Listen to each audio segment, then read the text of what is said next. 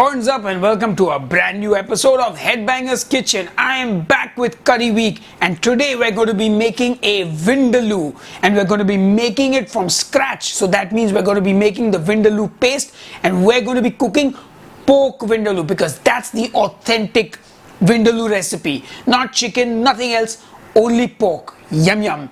Now, Vindaloo apparently comes from wine and garlic or wine vinegar and garlic, the Portuguese origin of the dish, and then it went to Goa and it got remade the Indian way. Anyway, there are quite a few stories about the origin of the dish, but enough jibber jabber for me. Let's go and make that delicious pork Vindaloo. So we're going to start by toasting our spices for our Vindaloo paste, and I'm starting with 8 red chilies. These are dried Kashmiri chilies. If you can't find them, you can use fresh red chilies in your paste, no problem. A stick of cinnamon, some cloves, some black pepper, some elaichi, rye or mustard seeds, jeera or cumin powder. And you just want to toast it till they start releasing their aroma. Make sure you don't burn them, be very careful. Once our spices are toasted, we're just going to set them aside. Now we're going to take those toasted chilies, take out the tops of them and put them in the blender along with all the other spices. And then just blitz it and you've got your garam masala or your Vindaloo masala ready, almost. Now to this I'm going to add 20 grams of ginger, 20 grams of garlic, 2 tablespoons of coconut vinegar which I have at home. You can use wine vinegar, no problem. And 2 tablespoons of coconut oil. Olive oil will also do. Then give that all a good blitz. Add some water if you need to because the paste can be quite thick.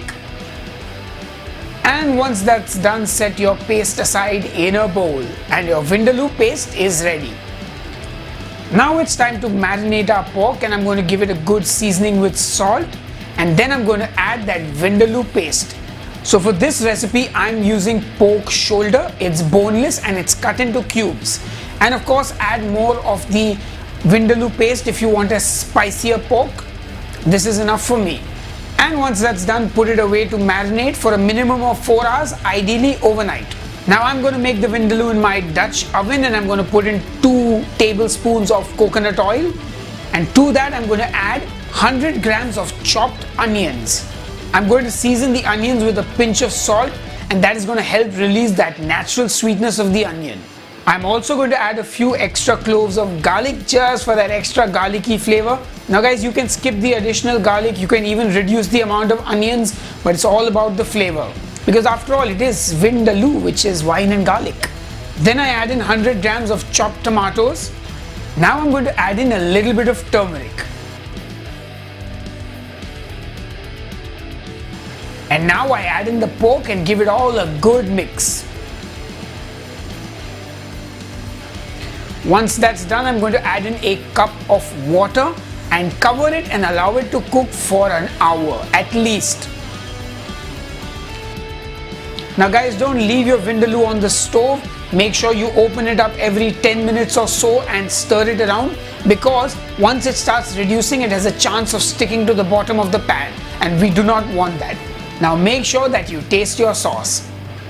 I'm just throwing in a little bit of stevia for a little bit of sweetness just to balance it out, a little bit of salt and some coconut vinegar, more vinegar to have a more tangier curry.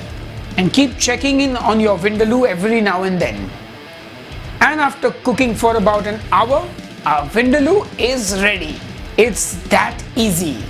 Oh yeah, and that looks delicious.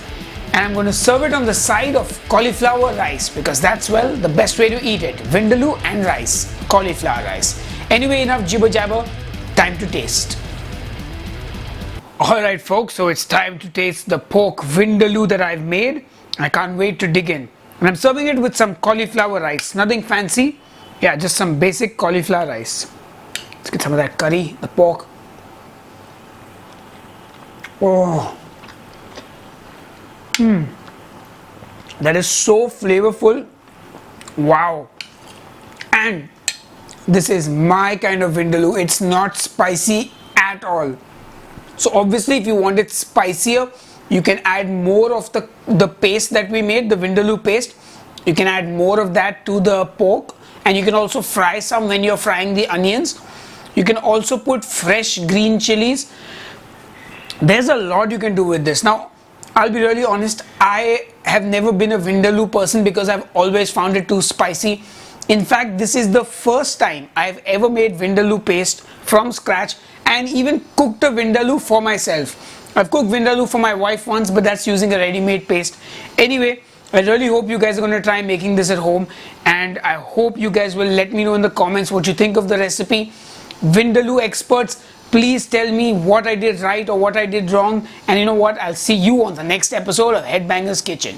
Cheers and keep cooking. I'm going to go back to devouring this delicious Vindaloo. So good. Hey folks, if you've already subscribed to Headbanger's Kitchen, make sure you hit the bell icon so that you get notifications when I upload a new recipe. Now if you haven't subscribed to the channel, click here and subscribe. If you'd like to support what we do monetarily, click here and support us on Patreon. If you need more curry recipes, just click here. We've done 9 curries on the show so far. And if you didn't know I play in a metal band called Demonic Resurrection, click here and listen to a song. Cheers!